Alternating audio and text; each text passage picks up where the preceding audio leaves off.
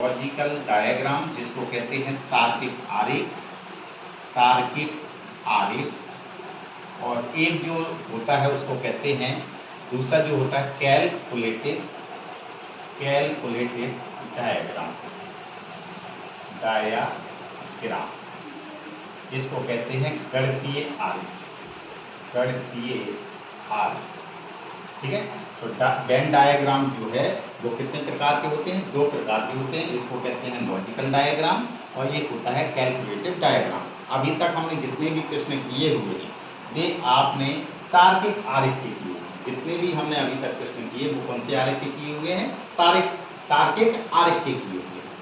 जैसे कि मान लीजिए कि एक और एग्जाम्पल लेते हैं तार्किक आरेख के अंतर्गत।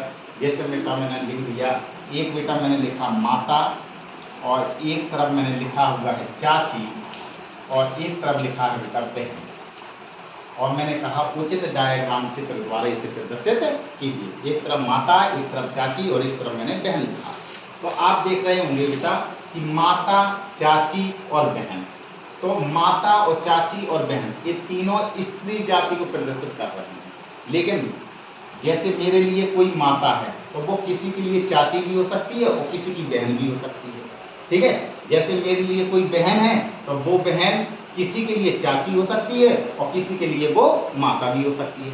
जैसे मेरी कोई चाची है तो मेरे लिए तो वो चाची है, लेकिन किसी के लिए वो माता भी हो सकती है और किसी के लिए बहन हो सकती है। इसका मतलब है कि अगर मैं बेटा एक को माता कह दूं तो इसका मतलब है एक चाची। तो इसका मतलब है कुछ माताएं जो हैं वो चाची हैं और कुछ चाची हैं वो माता हैं। इसी प्रकार से अगर बेटा मैं बहन ले लूँ तो इसका मतलब है कि कुछ बहनें हैं जो वो किसी के लिए चाची भी हैं और कुछ बहनें हैं वो किसी के लिए माता भी हैं, यानी किसी की माताएं भी हैं। इसी प्रकार से हमसे कह सकते हैं कि कुछ माताएं चाची भी हैं और कुछ माताएं जो है वो बहन भी हैं। तो इसका मतलब है उचित जो डायग्राम चित्र बनेगा वो आपका इस तरीके का बनेगा। जैसे एक और प्रश्न लेते हैं। जैसे कि मान लीजिए कि सपोज दैट आपको प्रश्न दिया गया, आपको लिखा उर्दू भाषा और यहाँ पे लिखा है संस्कृत। उर्दू भाषा और संस्कृत, और कहा गया कि उचित डायग्राम चित्र बनाइए। तो आप देख रहे होंगे कि बेटा भाषा के ही ये 2 भाग दिए हैं।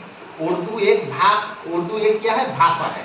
संस्कृत भी एक क्या है बेटा? भाषा है। इसका मतलब है कि भाषा तो बेटा सबसे बड़ा हो गया और इसके जो 2 भाग दिए गए हैं, एक दिया गया है उर्दू और एक दिया गया है बेटा संस्कृत।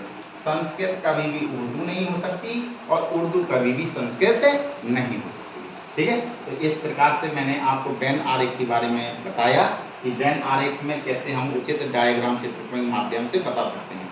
अब मैं अगले भाग में आपको कैलकुलेटिव डायग्राम के बारे में बताऊंगा। Thank you.